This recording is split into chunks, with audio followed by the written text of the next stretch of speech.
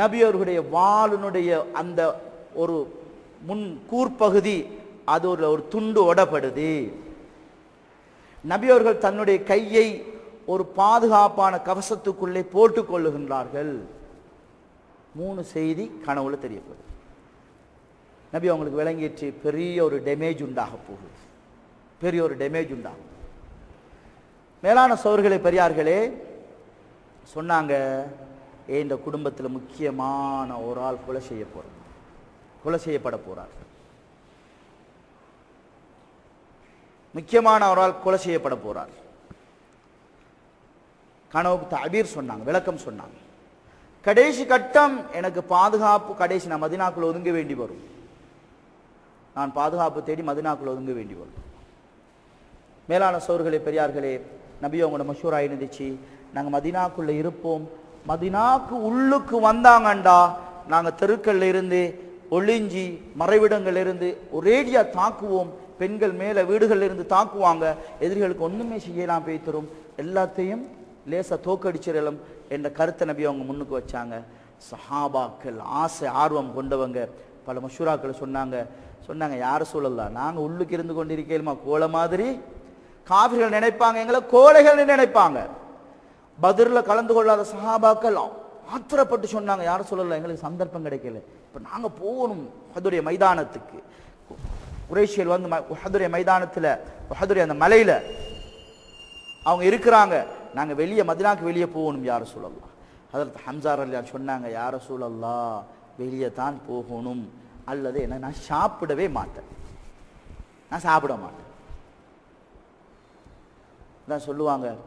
சில கட்டங்கள்ல தீன்ல எங்களுக்கு அனுமதி தந்திருக்கேன்னு, அமீர் மாமூர்களுடைய அதிகமானுடைய மஷூரா எப்படி இருக்குதோ அந்த மஷூராக்கு அடிபணியலாம் என்ற மஷூராவை ஹதரத் ரசூலுல்லாஹி ஸல்லல்லாஹு அலைஹி வஸல்லம் காட்டுறார்.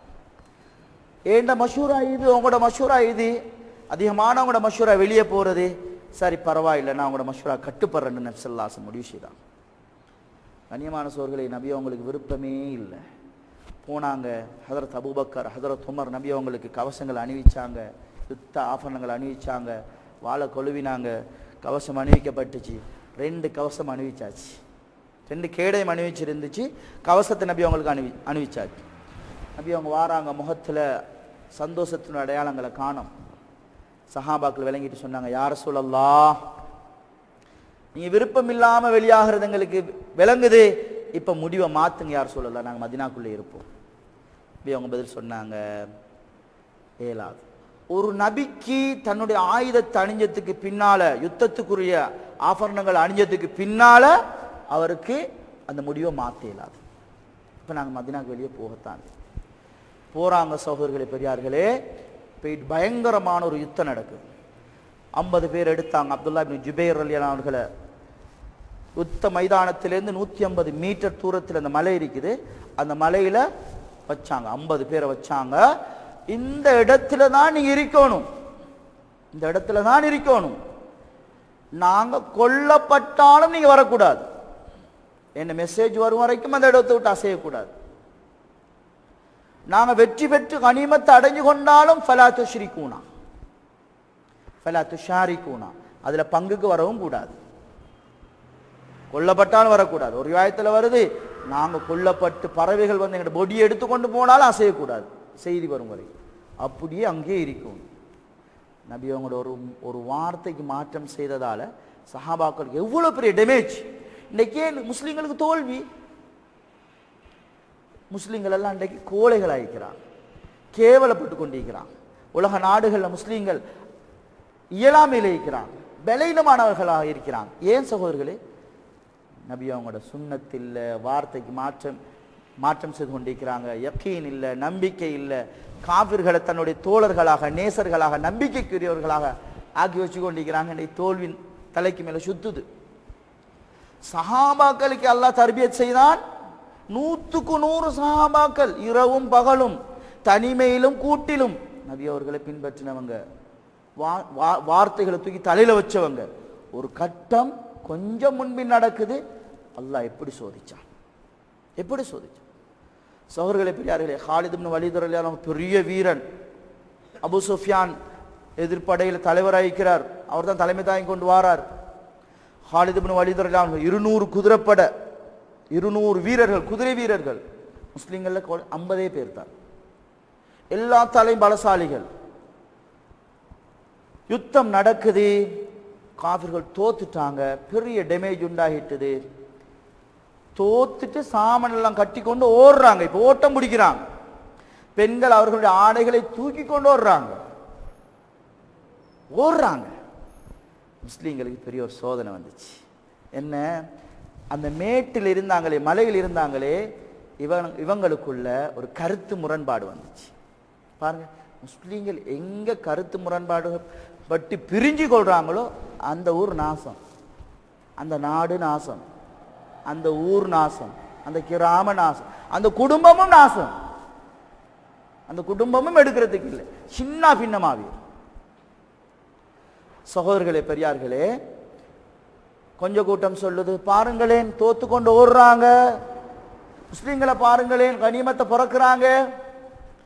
அப்துல்லா இப்னு ஜுபைர் ரலியல்லாஹு சொன்னாங்க, இல்ல நபி அவங்களோட செய்தி வரும் வரைக்கும் நாங்க அசையலாம். இந்த இடத்துல இல்ல இல்ல, நபி அவங்க வெற்றி கிடைக்கும் வரைக்கும் தான் என்று சொல்லிக்கிறாங்க. வெற்றி கிடைச்சிட்டா நாங்க போகலும். கருத்து முரண். மின்கும் மய்யுரீது துன்யா வ மின்கும் மய்யுரீதுல் ஆஹிரா. அல்லாஹ் சொல்றான், உங்களை 2 பிரிவினர்கள் ஆகிட்டீங்க. கொஞ்சம் பேர் துன்யாவை விரும்பக்கூடியவங்கள ஆகிட்டீங்க, இன்னும் கொஞ்சம் பேர் ஆஹிரா விரும்பக்கூடியவங்கள ஆகிட்டீங்க. 40 பேர் இறங்கிட்டாங்க, 10 பேர் நின்றாங்க.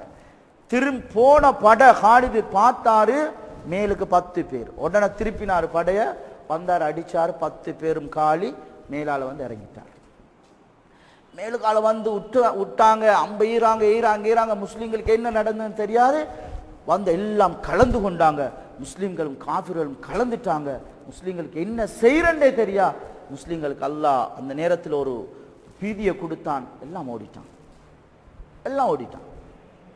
கண்ணியமான சோர்களே, பெரியார்களே, எந்த அளவுக்கு நிலைமை மாறுதுண்டா, வெறுமனே 9 பேரோட நபி ஸல்லல்லாஹு அலைஹி வஸல்லம் அவர்கள் ஒரு கிடங்கு மாதிரி ஒரு இடத்துல 9 பேரோட மாட்டிக்கொண்டாங்க. சுத்தி வர காபிர்கள் சத்தம் போட்டா காபிர்கள் நினைச்சு கொள்ளுவாங்க, இது இங்கதான் இருக்கிறார் ஆள். சத்தம் போடவும் மேலா, கூப்பிடவும் மேலா. ஆனாலும் நபி அவர்கள் கூப்பிட்டாங்க, சத்தம் போட்டு கூப்பிட்டாங்க. காபிர்கள் நினைச்சிட்டாங்க நபி இங்கதான் இருக்கிறாங்க. நல்ல சந்தர்ப்பமா போச்சு. மேலான சோர்களே, பெரியார்களே, இந்த நேரத்தில் தான் பயங்கரமான யுத்தம் நடக்குது. கிட்ட வர விடாம இந்த 9 சஹாபாக்களும் சுத்தி சுத்தி சுத்தி யுத்தம் பண்றாங்க. 7 அன்சாரிகள், 2 முஹாஜிரீன்கள். ஹதரத் ரசூலுல்லாஹி ஸல்லல்லாஹு அலைஹி வஸல்லம் சொன்னாங்க, நன்மாராயணம் சொன்னாங்க, மன் யருத்துஹும் அன்னி ஃபலஹுல் ஜன்னah. யார் இந்த எதிரிகள் என்னிடத்துல வர விடாம தடுக்கிறாங்களோ அவங்களுக்கு சொர்க்கம் வேண்டாங்க.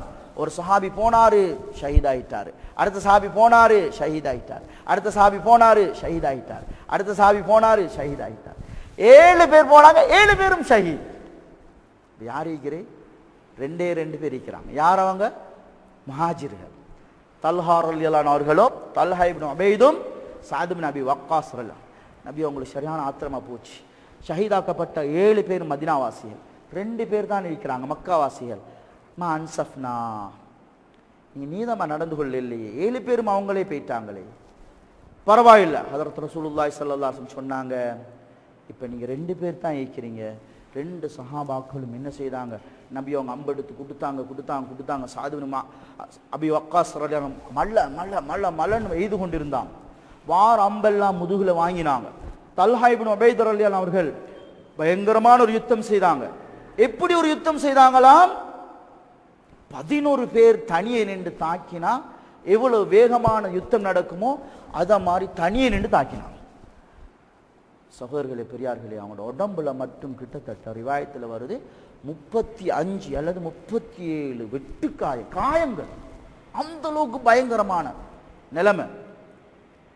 கட்டேசி இயலாத கட்டம் ஒரு ரிவாயத்தில் வருது. ஹதரத் ஜிப்ரீலும் ஹதரத் மீகாயிலும் உலகத்தில் இறங்கி ஹதரத் ரசூலுல்லாஹி ஸல்லல்லாஹு அலைஹி வஸல்லம் பாதுகாப்பு கொடுத்தாங்க.